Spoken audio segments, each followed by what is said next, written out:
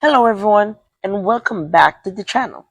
For today's video, I am going to teach you on how you can convert your Figma design to an HTML or even a CSS link. So, without further ado, let's begin. The first thing that we need to do is to log into our Figma account and open the project that we're working on.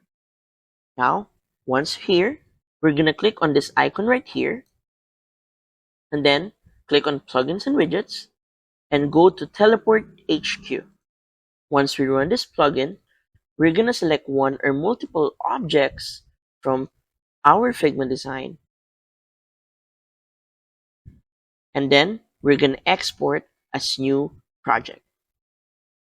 This will redirect us to Teleport HQ, where we will need to log in our account. Once we're here, we're going to go to the top right, and then we're going to click on View Code.